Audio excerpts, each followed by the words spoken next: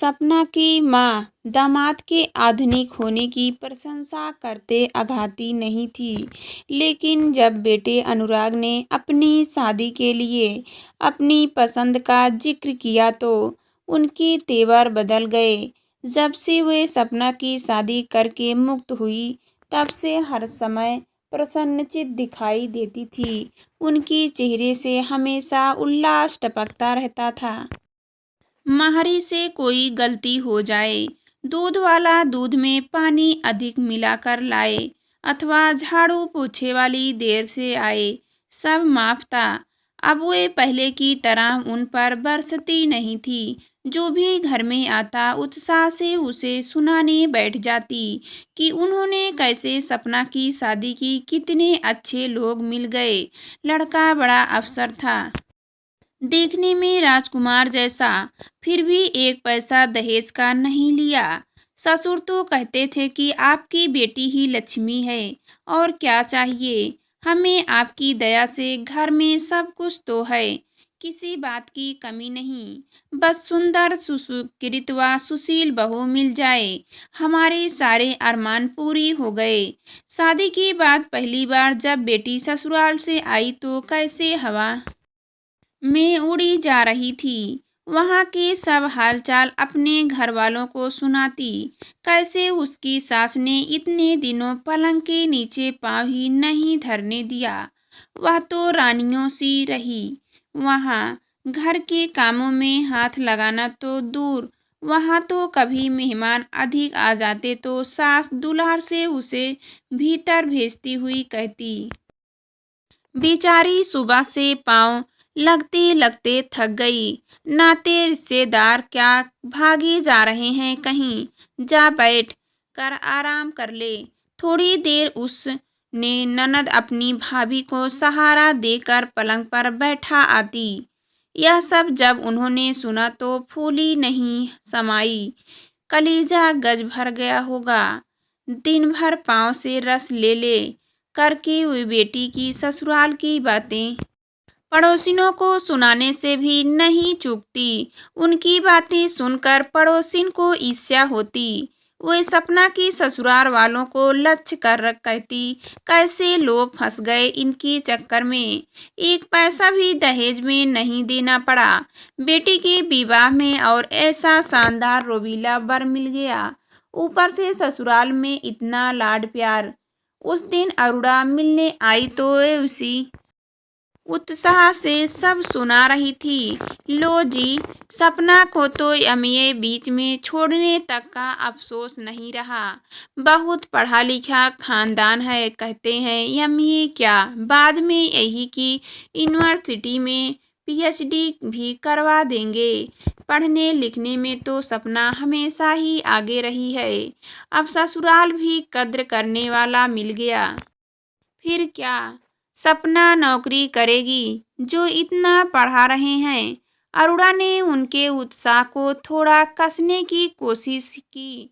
नहीं जी, भला उन्हें क्या कमी है जो नौकरी करवाएंगे, घर की कोठी है, हजारों रुपए कमाते हैं हमारे दामाद जी, उन्होंने सफाई दी तो सपना इतना पढ़ लिख कर क्या करेगी।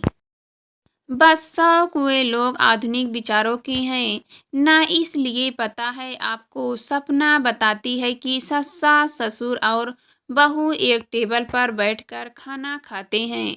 रसोई में खटने के लिए तो नौकर चाकर हैं, और खाने पहनने के ऐसे शौकीन हैं कि पर्दा तो दूर की बात है, मेरी सपना तो सिर भी नहीं ढकती ससुराल में। अच्छा, अरुणा ने आश्चर्य से कहा, मगर शादी के महीने भर बाद लड़की ससुराल में सिर तक न ढके, यह बात उनके गले नहीं उतरी।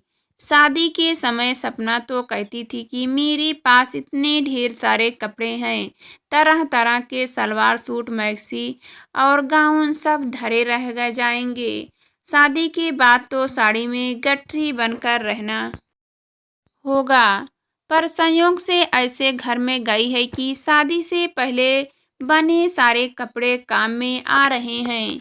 उनके सास ससुर को तो यह भी इतराज नहीं कि बाहर घूमने जाते समय भी चाहे लेकिन बहन जी, ये बातें क्या सास ससुर कहेंगे? या तो पढ़ी लिखी लड़की खुद सोचे कि आखिर कुंवारी और विवाहित में कुछ तो फर्क ही है। श्रीमती अरोड़ा ने इन्हें रहा गया। उन्होंने सोचा कि शायद श्रीमती अरोड़ा को उनकी पुत्री के सुख से जलन हो रही है, इसलिए उन्होंने और रस लेकर कहना शुरू किया, मैं तो डरती थी, मेरी सपना को शुरू से ही सुबह देर से उठने की आदत है, पराए घर में कैसे निभेगी। पर वहाँ तो वह सुबह बिस्तर पर ही चाय लेकर आराम से उठती है। फिर उठे भी किस लिए? स्वयं को कुछ काम तो करना नहीं पड़ता।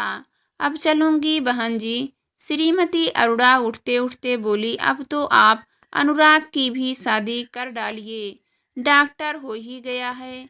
फिर आपने बेटी विदा कर दी।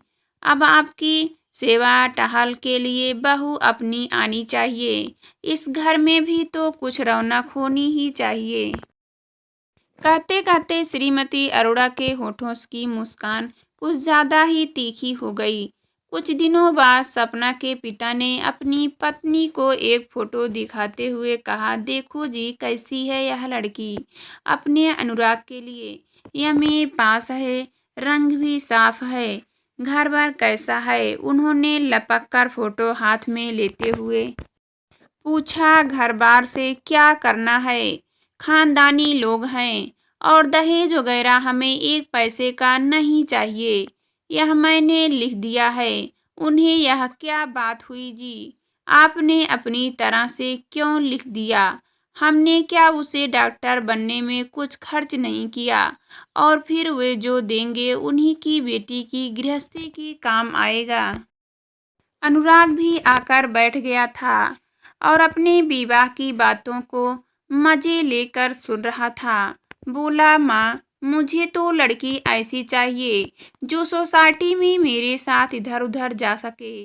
ससुराल की दौलत का क्या करना है? बेशर्म, माँ बाप के सामने ऐसी बातें करते तुझे शर्म नहीं आती? तुझे अपनी ही पड़ी है।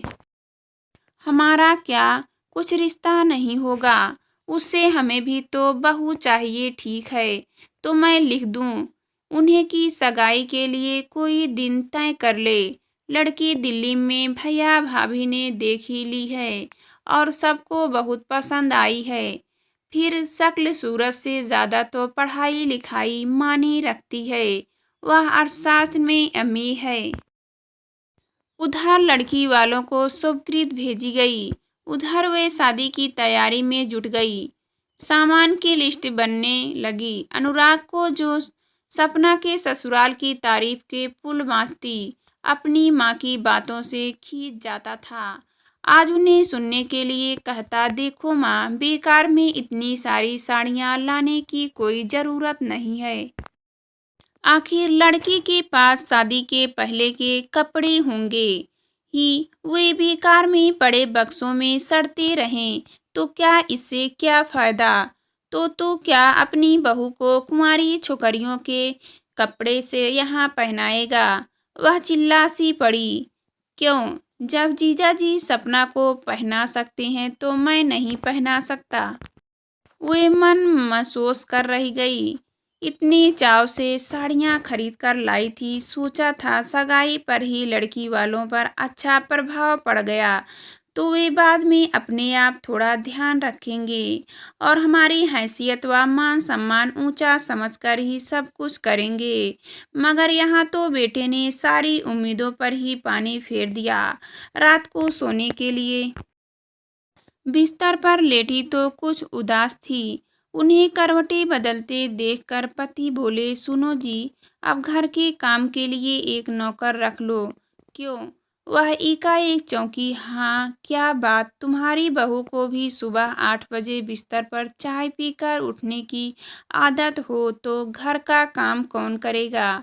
वे सकपका गई। सुबह उठी तो बेहद शांत और संतुष्ट थी। पति से बोली, तुमने अच्छी तरह लिख दिया है ना जी? जैसी उनकी बेटी वैसी ही हमारी। दान दहेज में एक पैसा भी देने की जरूरत नहीं है। यहाँ किस बात की कमी है? मैं तो आते ही घर की चाबियाँ उसे सौंप कर अब आराम करूँगी। पर माँ, जरा यह तो सोचो, वह अच्छी श्रेणी में एमए पास है। क्या पता आगे शोध कार्य आदि करना चाहे। फिर ऐसे में तुम घर की जिम्मेदारी उस पर छोड़ दोगी तो वह आगे बढ़ कैसे सकेगी? यह अनुराग का स्वर था। उनकी समझ में नहीं आया कि एकाएक क्या जवाब दें। कुछ दिन बाद जब सपना ससुराल से आई तो वे उसे बात बात पर टोक देती, क्यों री, तू ससुराल में भी ऐसे ही सिर उघाड़े डोलती रहती है क्या? वहाँ तो ठीक से रहा कर, बहुओं की तरह। और अपने पुराने कपड़ों का बक्सा यहीं छोड़कर जाना। शादीशुदा लड़कियों को ऐसे ढंग नहीं सुहाते। सपना ने जब बताया कि वह यूनिवर्सिटी में दाखिला ले रही है तो वे बरस ही पड़ी। अब क्या उम्र भर पढ़ती ही रहेगी? थोड़े दिन ससुर की सेवा कर, कौन बेचारे सारी उम्र बैठे रहेंगे तेरी पास। आश्चर्यचकित सपना देख रही थी कि माँ को हो क्या गया है।